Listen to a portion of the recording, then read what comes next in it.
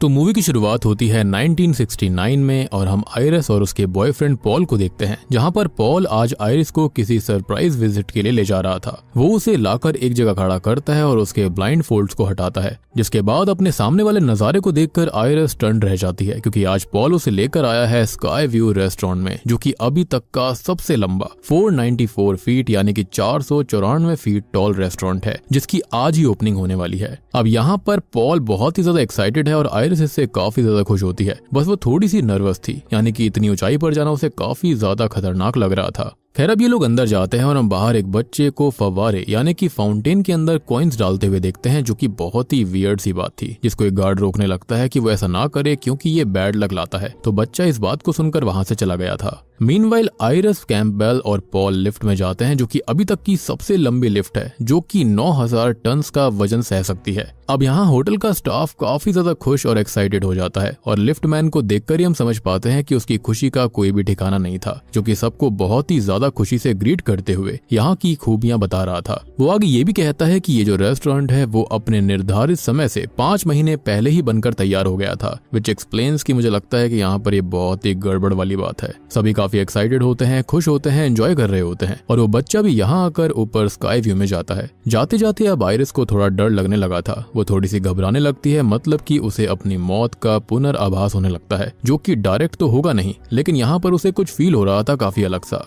जैसे कि उसका मन कह रहा था कि वो यहीं पर रुक जाए, वापस चली जाए। उसके आसपास की चीजें काफी अजीब उसे लग रही थी। एनीवेज, अब लिफ्ट से सभी लोग ऊपर जाते हैं और टॉप वाले सेक्शन में पहुंचकर पॉल रिसेप्शन से उनकी रिजर्वेशन टेबल के लिए बोलता है, लेकिन रिसेप्शनिस्ट उसको मना कर देती है, एज पॉल की टेबल रिजर्व हो ही नहीं पाई थी, जिससे कि वो काफी अपसेट हो जाता है। वो आयरिस के पास जाता है और दोनों बात करते हैं और अब उसे थोड़ा अजीब सा फील हो रहा था, वॉमिट जैसा लग रहा था, तो वो वॉशरूम चली जाती है। अब यहाँ पर नाच गाना चालू था, ड्रिंक हो रही थी, म्यूजिक चल रहा था, लेकिन इसी बीच एक बारटेंडर शैंपेन ओपन करता है, जिसका कैप प्रेशर से ऊपर लगे हुए झूमर पर टकरा जाता है और उससे एक पॉइंटेड पीस टूटकर नीचे गिर पड़ता है। अब यहाँ सभी लोग नाच रहे थे और स्काई व्यू रेस्टोरेंट का जो फ्लोर होता है ना, वो आधा बीच में ग्लास का बना हुआ था और अभी इससे पहले हमने जिस हिस्से को यानी कि झूमर से वो ग्लास पीस टूटते हुए देखा था, वो सीधा इसी फ्लोर के ग्लास पर लगता है, जिससे कि वहां पर एक क्रैक आ गया था। अब हम नीचे लगे हुए बिल्डिंग जॉइंट्स को देख पाते हैं, जो कि हिल रहे थे क्योंकि वजन काफी ज्यादा था, विच एक्सप्लेन्स कि यहाँ 5 महीने पहले बनाने का कोई फायदा नहीं था। अगर वो थोड़ा सा और टाइम लेते तो यहाँ पर ये अच्छे से ताकतवर बन सकता था, एंड आई बिलीव कि यहीं पर इसका एक वीक पॉइंट था।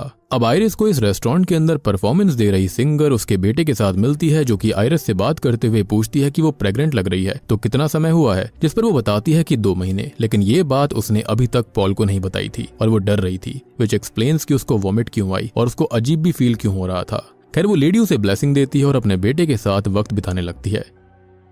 अब आयरिस वापस पॉल के पास आती है, जो कि उसे ओपन स्पेस में लेकर जाता है और अब वो बातों ही बातों में उसे शादी के लिए प्रपोज कर देता है, जिससे कि वो काफी खुश थी। अब आयरिस फाइनली पॉल को अपनी प्रेगनेंसी के बारे में बताती है, लेकिन जैसा वो एक्सपेक्ट कर रही थी कि वो सुनकर गुस्सा करेगा, ऐसा बिल्कुल नहीं होता। उल्टा वो बहुत ही ज्यादा खुश हो जाता है और वो उसे रिंग पहनाता है, जो कि थोड़ी सी टाइट होती है, लेकिन वो कहती है कि ये सही है। अब यहाँ हम उसी बच्चे को देख पाते हैं, जो कि नीचे कॉइन्स फेंक रहा था, जिसे एक गार्ड रोकता है कि ऐसा बिल्कुल मत करो, इससे कोई खत्म हो सकता है, एज ऊपर से सिक्का किसी पे गिरेगा तो बिल्कुल बुलेट जैसा इम्पैक्ट आएगा। ऑब्वियस सी बात है, इतनी ऊंची फ्लोर से छोटी चीज भी ग्रेविटेशनल फोर्स की वजह से काफी ज्यादा खतरनाक हो सकती है। खैर, वो बच्चा उसकी बात नहीं मानता और सिक्का फेंकता ही रहता है, जो कि हवा के प्रेशर से वेंट्स में घुस जाता है और एक फैन में अटक जाता है। और आप यहाँ पर ध्यान रखिएगा कि ये जो सिक्के हैं ना, ये बहुत ही ज्यादा इंपॉर्टेंट है यहाँ पर। खैर, यहाँ आयरिस, कैम्पबेल और पॉल बाकी लोगों के साथ नाच रहे थे, जिससे धीरे धीरे वो क्रैक बढ़ता जाता है और वो काफी ज्यादा बड़ा हो चुका था। वहीं दूसरी ओर वो सिक्का फैन से निकलकर एक पाइप में लगकर दूर उछल जाता है और अब यहाँ पर फ्लेमेबल गैस भी लीक हो रही थी। आयरिस और पॉल काफी खुश थे, नाच रहे थे, लेकिन इनके बारे में उसे कोई अंदाजा ही नहीं था। खैर, तभी आयरिस को वहां पर आभास होता है, तो वो खुद ही पीछे हटने लगती है और उस ग्लास सेक्शन से दूर हो जाती है, जिसके हटते ही ग्लास सीलिंग टूट गई थी और अब एक साथ कई सारे लोग 494 फीट की ऊंचाई से नीचे गिरने लगते हैं। अब आयरिस पॉल को बचाने की कोशिश करती है, लेकिन वो भी नीचे गिर जाता है और खत्म हो जाता है। यानी कि यहाँ पर कांच टूटने के साथ साथ आयरिस के सपने भी टूट गए थे,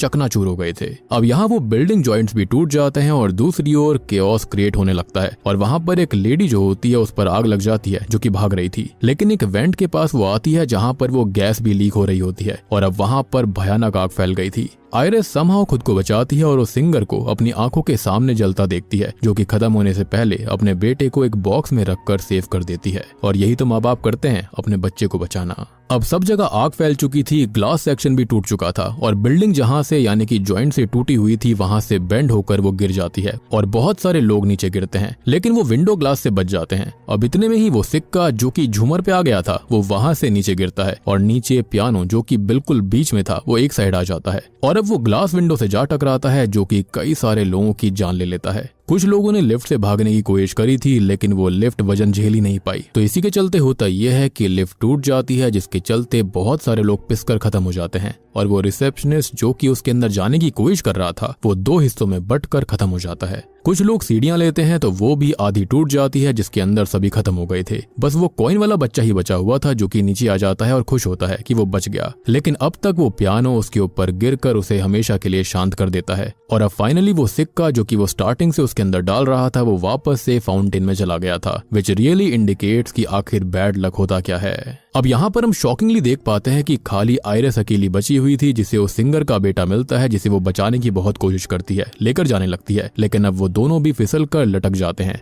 जिसमें होता यह है कि आयरिस की फिंगर के अंदर जो पॉल की पहनाई हुई रिंग थी वो एक जगह फंस गई थी, जिसमें आयरिस की रिंग के साथ स्किन भी उखड़ जाती है और अब वो दोनों भी नीचे गिरकर खत्म हो जाते हैं। खैर अब यहाँ पर सीन शिफ्ट होकर प्रेजेंट टाइम में आता है और यही फाइनल डेस्टिनेशन ब्लड लाइन्स की इंट्रोडक्शन थी। और मेरे ख्याल से स्टार्ट ही इतना तगड़ा हुआ है तो आगे तो क्या क्या होगा, तो इसके लिए आगे देखते रहिए। खैर अब यहाँ से सीन शिफ्ट होकर प्रेजेंट टाइम में आता है, जहाँ पर हम स्टेफनी नाम की लड़की को देखते हैं, जिसे आयरिस और उस समय पर हुए डिजास्टर के भयानक नाइटमेयर्स बार बार आते रहते थे, जिससे कि वो बहुत ही ज्यादा परेशान रहने लगी थी। अब वो अपनी फ्रेंड से बात करती है और बताती है कि आयरिस असल में उसकी ग्रैंड मदर है, जिनसे वो कभी भी नहीं मिली, लेकिन फिर भी वो उसे सपने में क्यों दिखती है, वो हादसा क्या था और क्या हुआ था, वो सब कुछ सोचने लगती है। सवाल उसके पास काफी सारे थे और जवाब ढूंढने के लिए वो अपने घर पर जाती है, जहां पर उसके पिता और भाई चार्ली उसको मिलते हैं। उसकी माँ मतलब कि आयरिस की बेटी डार्लिन उसे 10 साल की उम्र में छोड़कर ही कहीं चली गई थी। अब स्टेफनी अपने पिता से आयरिस के बारे में बात करती है, लेकिन वो ज्यादा कुछ नहीं बताते, तो वो अपने भाई चार्ली के साथ अपने मामा हावर्ड के यहाँ पर जाती है और अपने बाकी कजन से भी मिलती है। अब वो अपने मामा जी से बात करती है, उनसे आयरिस के बारे में, इस डिजास्टर के बारे में पूछती है, तो वो बताते हैं कि ऐसा कुछ हुआ ही नहीं था, यानी कि जो हमने स्टार्टिंग में देखा वो क्या था फिर। यानी कि वो बताते हैं बस आयरिस पागल हो गई थी, जिसने खुद को बाकी लोगों को कैद करके रखना शुरू कर दिया था, जिस वजह से उसके बच्चों को उससे अलग कर दिया गया। और फिर भी वो नहीं रुकी, अजीब से लेटर्स, डिस्टर्बिंग पिक्चर्स भेजती रही, जिससे बाद में सबने उससे कनेक्शन ही खत्म कर लिया। एंड आई बिलीव कि शायद से वो अभी भी जिंदा है। खैर अब स्टेफनी के मामा जी कहते हैं कि वो आयरिस के बारे में बात ना करे, उससे दूर रहे, लेकिन स्टेफनी के पास सवाल बहुत सारे थे, तो वो नहीं मानती और उन लेटर से एड्रेस लेकर आयरिस से मिलने पहुंच जाती है। तो आयरिस असल में शहर से दूर अकेले एक बंकर जैसी जगह पर रहती है, कैमरास से दरवाजों को चेक करती रहती है। खैर अब स्टेफनी आयरिस को अपने बारे में बताने लगती है, लेकिन वो बिना फोन और चाबियों के ही उसे अंदर आने के लिए बोलती है, जिसका एक ही रीजन था और रीजन हम जानते हैं वो क्या है, और वो है फाइनल डेस्टिनेशन की बुरी मौतें, क्योंकि यहाँ पर ढेर सारी मौतें इन्हीं वजह से हुई हैं। खैर अब वो दोनों बात करती हैं और आयरिस रिवील करती है कि जो भयानक सपने आज स्टेफनी को आ रहे थे वो असल में उस दिन आयरिस का आभास था, यानी कि जो शुरुआत में हमको दिखाया गया था वो रियल में नहीं हुआ था, बल्कि वो होने वाला था। उसको वो पूरी झलक पहले ही दिख गई थी कि क्या होने वाला है, तो उसने सबको बचा लिया और डेथ को ये बात पसंद नहीं आई। यानी कि यहाँ पर ही जो एंटिटी है ना, ये कुछ और नहीं बल्कि डेथ खुद है, जो कि लोगों को क्लेम करती है। अब जो डेथ है ना, उसके हिसाब से वहाँ मौजूद कोई भी पर्सन एग्जिस्ट नहीं करना चाहिए था, तो एक एक करके मौत जो थी वो आगे चलकर सबको क्लेम करने लगी और डेथ ने आयरिस को भी टारगेट बनाने की कोशिश करी, जो कि पॉल को ऑलरेडी खो चुकी थी। लेकिन डेथ का प्लान, उसका तरीका, वो सब कुछ समझ गई है। सालों तक उसने रिसर्च करके एक किताब तैयार करी है, यानी कि डेथ लोगों को कैसे मार सकती है, जो कि आयरिस की पूरी ब्लड लाइन को ही खत्म करना चाहती है, एज उसने यहाँ पर चीट किया था डेथ से। और मुझे ऐसा भी लगता है कि शायद से खाली उस दिन आयरिस बचनी चाहिए थी, क्योंकि डेथ ने खाली उसे ही प्रीनॉमिनेशन दिखाया था। लेकिन हम इंसानों की आदत होती है कि अगर हमको ऐसा कुछ आभास होता है तो हम सबको बचाने की कोशिश करते हैं। लेकिन आयरिस अकेली बचनी चाहिए थी, लेकिन उसने सबको बचाया, जिसके चलते ही यहाँ पर उसकी ब्लड लाइन के पीछे अब डेथ पड़ी हुई थी। अब स्टेफनी काफी परेशान होकर यहाँ से जाने लगती है, जिसे वो किताब भी देना चाहती थी जिससे कि वो उसकी ब्लड लाइन के लोगों को बचा ले, लेकिन स्टेफनी घर से बाहर निकल जाती है। आयरिस जानती थी कि बाहर जाने पर वो खत्म हो जाएगी, लेकिन स्टेफनी को यकीन दिलाने के लिए वो बाहर आती है और जैसा उसने सोचा था एग्जैक्ट वैसे ही वो खत्म हो जाती है। अब अगले सीन में आयरिस का फ्यूनरल होता है और अब तक डार्लिन भी लौट आई थी, जिसे देख स्टेफनी खुश नहीं होती क्योंकि वो उसे बचपन में ही छोड़कर चली गई थी, जिसके लिए स्टेफनी ने उसे कभी माफ नहीं किया। अब अगले दिन वो घर पर थी और बाकी लोग हावर्ड के घर पार्टी में थे, जहां पर डार्लिन भी आती है, जिसे वो वापस अपने परिवार ज्वाइन करने के लिए बोलते हैं, लेकिन वो मना कर देती है। अब यहाँ स्टेफनी को आयरिस की बात याद आती है और वो काफी अलर्ट हो गई थी। वो उस किताब को देखती है जिसमें वो बच्चे वाला सिक्का भी था जिससे स्काई व्यू डिजास्टर होने वाला था। यहाँ पर सारी डिटेल्स थी, कैसे कार से, लकड़ी वाले ट्रक से, या फिर कैसे कैसे लोग खत्म हो सकते हैं। और यहाँ पर एक प्लेन भी था और फाइनल डेस्टिनेशन 1 की मौतें प्लेन में ही हुई थी। एंड ट्रस्ट मी, मैंने सिर्फ पहला पार्टी देखा था और ये जो प्लेन वाला सीन था ना, वो आज भी मेरे मन में चिल्स दे देता है। और जब भी मैं स्टार्टिंग में फ्लाइट पर चढ़ता था ना, मेरे दिमाग में हमेशा यही वाला सीन घूमता रहता। लेकिन वक्त रहते जब मैंने इन मूवीज को देखना छोड़ दिया तो मन में ऐसी चीजें आनी भी खत्म हो गई थी। लेकिन जब से मैंने ब्लड लाइन्स देखी है, मेरे दिमाग में फिर से काफी सारी चीजें चल रही हैं। और अगर आपके साथ भी ऐसा कुछ होता था बचपन में या फिर अभी होता है तो do let me know in the comment section. और मैं आपको फिर से बताना चाहूंगा कि जो शुरुआत वाला हादसा था वो खाली आयरिस को मौत ने यहाँ पर दिखाया था, एक विजन दिखाया था, लेकिन ऐसा हादसा कभी हुआ ही नहीं क्योंकि यहाँ पर उसने सबको बचा लिया था। और इसी के चलते मौत जो थी वो बहुत ज्यादा गुस्से में थी कि उसने क्यों सबको बचा लिया, जिसके चलते अब एक एक करके लोग खत्म हो रहे थे। और अब जो डेथ है वो आयरिस के ब्लड लाइन को ही खत्म करना चाहती है। खैर, अब यहाँ सभी मौतों की न्यूज़पेपर कटिंग्स भी थी जो कि सारी मूवीज को कवर करती है, यानी कि जो अब तक आ रखी हैं। और सभी मौतों के बारे में हमको ये पता चल चुका है कि स्काई व्यू में बचने वाले लोगों की पूरी ब्लड लाइन की मौतों का ही कर्स है, यानी कि ये जो कर्स है वो उसी से शुरू हुआ था। सो बेसिकली ये एक तरह का कर्स है जो कि मौत की वजह से होता है और ये 1969 में हुआ था और आयरिस को सबसे पहले ये चीज का आभास हो गया था। और उसके बाद से ही जो लोग उस स्काई व्यू के अंदर खत्म होने चाहिए थे, डेथ ने उनकी ब्लड लाइन को ही कर्स कर दिया है और उसके बाद ही सभी लोग यहाँ पर खत्म हुए हैं। यानी कि पहले की मूवीज के अंदर सब कुछ इसी वजह से हो रहा था। एंड यही मुझे इस मूवी की चीज अच्छी लगी है कि यहाँ पर फाइनली चीजों को एक्सप्लेन किया गया है। ओके, तो यहाँ पर अब पार्टी के अंदर एक ग्लास पीस ड्रिंक में चला जाता है और ट्रैम्पोलिन के नीचे एक गार्डन टूल भी था और ट्रैम्पोलिन पर लोग उछल रहे थे, लेकिन डार्लिन वो टूल देखकर हटा देती है। शायद से यहाँ पर डार्लिन को भी कुछ ना कुछ पता था। अब यहाँ स्टेफनी भी मौत का प्लान समझ गई थी जो पार्टी में आती है, लेकिन देर हो गई थी। डेथ अपना काम शुरू कर देती है जिससे एक बॉटल वाटर पंप के ऊपर गिरकर उसे ऑन कर देता है। पंप का पानी एक जगह पाइप में जमा हो जाता है जो कि टूल्स को गिराने लगता है और वो ग्लास पीस वाली ड्रिंक नीचे गिर गई थी, जिसका ग्लास पीस हावर्ड के पैर में लगता है। वो स्लिप होकर नीचे गिरता है और अब गार्डन टूल्स जो कि वाटर प्रेशर से गिर रहे थे वो ग्रास कटर पर गिरकर उसे चालू कर देता है और वो सीधा हावर्ड के मुंह पर चल जाती है, जिससे कि वो वहीं पर खत्म हो गया था। उसके फ्यूनरल के बाद स्टेफनी उस किताब को पूरा पढ़ती है जिसके अंदर उसे एक नाम मिलता है जो कि था जेबी, जो कि किसी सर्वाइवर से मिला था। और जेबी को फाइनल डेस्टिनेशन फैंस जानते हैं और नहीं पहचाना तो थोड़ा सा इंतजार कर लो। स्टेफनी अपना फैमिली ट्री भी बनाती है जिसके अंदर आयरिस, पॉल, उनके बच्चे हावर्ड और डार्लिन और आगे हावर्ड के बच्चे जैसे कि बॉबी, एरिक और जूलिया। वहीं डार्लिन के बच्चे स्टेफनी और चार्ली, वो ये सब अपने परिवार को समझाती है, बताती है कि उस दिन सबको स्काई व्यू के अंदर खत्म होना था, लेकिन आयरिस ने सबको बचा लिया। असल में डेथ का काम तब अधूरा रह गया था तो वो लौट कर आई है और अपने विक्टिम्स को क्लेम कर रही है। और सबसे बड़ी बात कि जो विक्टिम्स बचने ही नहीं चाहिए थे उन्होंने अपना परिवार शुरू कर लिया। तो अल्टीमेटली ये फैमिली ट्री कभी होना ही नहीं चाहिए था, जिसके चलते डेथ उन सबको भी क्लेम कर रही है। और धीरे धीरे यानी कि सालों से ऐसा हो रहा था, यानी कि 1969 से ही अब डेथ जो है वो आयरिस के ब्लड लाइन को खत्म कर रही है, जिसके अंदर वो ऑर्डर के हिसाब से ही चलेगी। तो सबसे पहले ओल्डेस्ट यानी कि सबसे बूढ़ा हावर्ड खत्म हुआ और अब बाकी है उसके बेटे एरिक, फिर जूलिया और फिर बॉबी, और फिर बारी आएगी डार्लिन और उसके बाद बेटी स्टेफनी और बेटे चार्ली की। अब उसकी इन बातों पर कोई विश्वास नहीं करता, सभी उसको आयरिस की तरह पागल समझ रहे थे, जिससे कि वो काफी परेशान हो जाती है। और तब उसको फील होता है कि आयरिस को कैसा फील हुआ होगा। तभी सेम रात हम एरिक को देखते हैं जो कि अपने टैटू पार्लर पर था और यहाँ पर वो अपने पिता की याद में टैटू बना रहा था। तभी वहीं पर टेबल पर म्यूजिक बेस से सामान गिरता है जो कि केमिकल बोतल गिरा देता है। दूसरी साइड फैन के पास लगी हुई चेन टूटकर उसकी नाक की पियर्सिंग में फंस जाती है। वो उसे हटाने की कोशिश करता है लेकिन अब तक केमिकल में आग लग गई थी और वो आग पूरे पार्लर में फैल जाती है। अगली सुबह स्टेफनी चार्ली को जगाती है कि उन्हें एरिक को बचाने जाना होगा। अब वो लोग उसके घर जाते हैं जो कि असल में सेफ था क्योंकि कल रात के हादसे में वो बच गया था। अब स्टेफनी उसको संभल कर रहने का बोलती है लेकिन वो नहीं मानता और जूलिया भी यहाँ पर आ गई थी जो कि स्टेफनी की बात नहीं सुन रही होती। सबको यही लग रहा था कि ये सब खाली हादसे हैं। अब स्टेफनी का ध्यान एरिक पर था कि तभी जूलिया जो कि रोड साइड में थी उसे एक बॉल लगती है जिससे कि वो ट्रैश बिन में गिर जाती है। ट्रैश ट्रक बिन को अंदर डाल देता है जिसके अंदर वो भी गिर गई थी। अब ये लोग उसे बचाने की कोशिश करते हैं लेकिन वो कवर के बीच में आकर खत्म हो जाती है। अब अगले सीन में पूरा परिवार बहुत परेशान था जहाँ पर स्टेफनी बताती है कि डेथ बहुत ही चालाक है। उसने उन सबको डेथ का प्लान बताया था जिसके चलते डेथ ने अपना प्लान ही बदल दिया, अपने ऑर्डर ही चेंज कर दिए और अब कोई भी कभी भी खत्म हो सकता है। लेकिन एरिक की माँ कहती है कि ऐसा नहीं है, ऑर्डर सेम है क्योंकि एरिक हावर्ड का बेटा नहीं है। उनका कहीं पर अफेयर था जिससे एरिक पैदा हुआ तो ये इस ब्लड लाइन में आता ही नहीं था, यानी कि इसलिए ही वो बच गया था।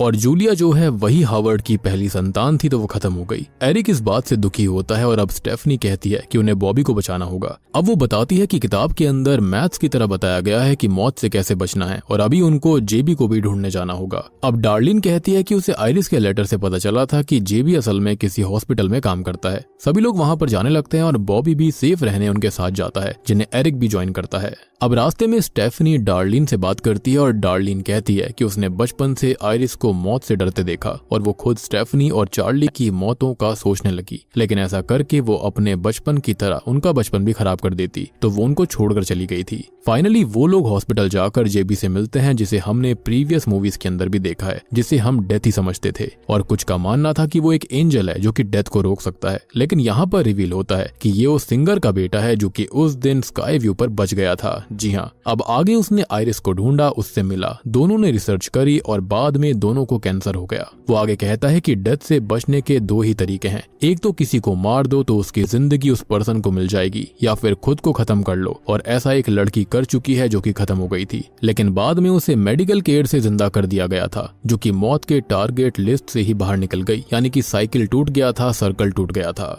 मौत को ऐसा लगा कि उसने उसको क्लेम कर लिया जिसके चलते वो बच गई। अब जेबी आगे कहता है कि अब उसे भी कैंसर है तो वो अपना आखिरी समय अच्छे से बिताना चाहता है और वहां से चला जाता है। एंड इन रियल लाइफ भी कैंसर की वजह से लेजेंड टोनी टॉड हमारे बीच में नहीं है, सो रेस्ट इन पीस। अब यहाँ पर स्टेफनी सोचने लगती है कि उन्हें क्या करना होगा। वहीं एरिक बॉबी को अपने साथ ले जाता है। वो कहता है कि उसे एलर्जी है पीनट से, जिसे वो खाएगा तो बीमार होगा और खत्म हो जाएगा। फिर वो उसे आखिरी मोमेंट पर बचा लेंगे, यानी कि साइकिल टूट जाएगी। अब ये लोग पीनट बिस्किट्स लेते हैं लेकिन वो मशीन में फंस जाता है, जिस पर एरिक गुस्से में हाथ मारता है तो असल में वहाँ का ग्लास ही ब्रेक हो गया था। वो मशीन को टिल्ट करके बिस्किट निकालता है जिसमें स्प्रिंग बाहर आ जाती है। अब ये दोनों सामने ही मौजूद एमआरआई रूम में जाते हैं जहां पर मशीन ऑन होने से मैग्नेटिक फील्ड तेज होने लगती है जो कि एरिक की बॉडी की पियर्सिंग को खींचने लगी थी और उसके पीछे चेयर भी थी और वो भी मशीन में आती है तो अब वो क्रश होकर खत्म हो जाता है। और यहाँ पर आप ज्यादा दिमाग मत लगाना कि ऐसा कैसे हो गया, ये मूवीज हैं, यहाँ पर कुछ भी हो सकता है। और सबसे बड़ी बात कि यहाँ पर डेथ जो है वो हर चीज को ताकतवर बना रही थी। एनीवेज बॉबी अभी जिंदा था लेकिन नर्स जब दरवाजा ओपन करती है जिससे कि सामने वाली वही स्प्रिंग टूटकर मशीन पर आती है और वो रास्ते में खड़े हुए बॉबी के सर को ही चीर देती है जिससे कि वो भी खत्म हो जाता है, यानी कि डेथ ने और भी लोगों को क्लेम कर लिया।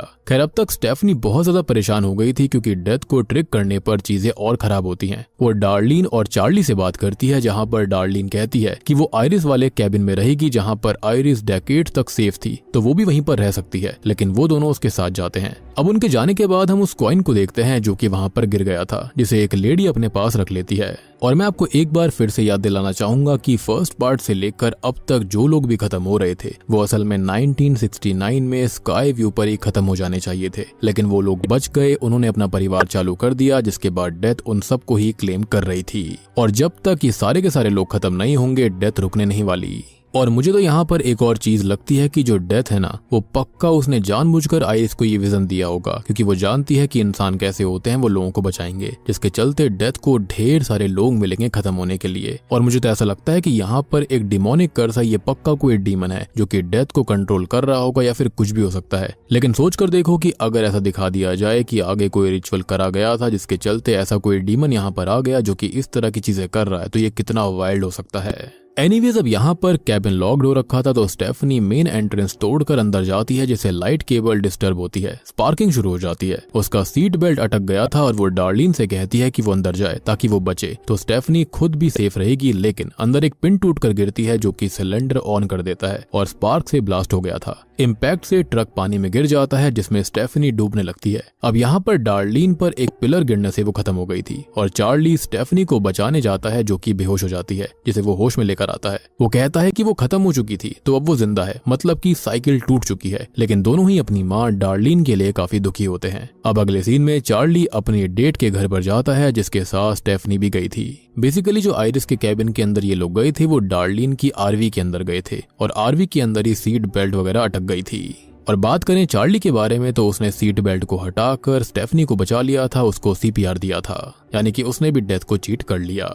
अब हम देखते हैं कि पास में ही वो लेडी कुछ सामान ले रही होती है, जिससे कि वो सिक्का स्लिप होकर रेलवे ट्रैक में फंस गया था, जो कि एक काफी अलार्मिंग बात है, यानी कि सिचुएशन अभी भी सुधरी नहीं है। और यहाँ पर मैंने आपको स्टार्टिंग से कहा था कि जो कुछ भी स्टार्ट हुआ था वो इस सिक्के से ही होने वाला था, और अब देखो यहाँ पर जो कुछ खत्म होगा वो भी इसी सिक्के से होगा। यहाँ पर स्टेफनी और चार्ली को डॉक्टर मिलते हैं, जो कि बताते हैं कि उस दिन स्टेफनी बस बेहोश हुई होगी, वो मरी नहीं थी, जिसको सुनकर दोनों परेशान हो जाते हैं, क्योंकि साइकिल अभी भी जारी है। यानी कि खत्म होना मतलब होता है कि दिल की धड़कन रुक जाए, सांस रुक जाए, सब कुछ बिल्कुल खत्म, और उसके बाद उसको प्रॉपर तरह से रीजनरेट करा जाए, तब माना जाता है कि हाँ वो खत्म हुआ था। लेकिन उन लोगों ने कभी भी डेथ को चीट नहीं करा, जिसके चलते ये काफी परेशान हो जाते हैं। उनको पता चल गया था कि डेथ उनके पास आने वाली है, तभी वहां पर अजीब से आभास उनको होने लग गए थे। अब इतने में ही ट्रेन जो होती है वो उस सिक्के की वजह से, यानी कि सिक्का ट्रैक के अंदर फंस गया था, जिसकी वजह से ट्रेन जो होती है वो पटरी से फिसलकर रोड पर आ गई थी। अब स्टेफनी और चार्ली बहुत तेज भागते हैं, उनको लगता है कि शायद वो बच गए, लेकिन तभी ट्रेन के ऊपर से जो लकड़ी के बड़े बड़े लट्ठे होते हैं ना, वो नीचे गिर जाते हैं और एक एक करके दोनों को खत्म कर देते हैं। एंड आई बिलीव कि ये बहुत ही ब्रूटल मौत थी इस फिल्म के अंदर। लिटरली जो लकड़ी के लट्ठे होते हैं वो इन दोनों के ऊपर चले गए थे, दोनों ही क्रश हो गए थे। और यहाँ पर हम देख पाते हैं कि जो कर्स है और डेथ है वो जारी थी। इसके बाद हम कई सारी न्यूज़पेपर कटिंग को देख पाते हैं कि जो फैमिलीज बच गई थी, जिनके परिवार बने हुए थे, वो सब एक एक करके मारे जा रहे थे। और बूम, इसी के साथ में final destination the blood lines movie यहीं पर खत्म हो जाती है।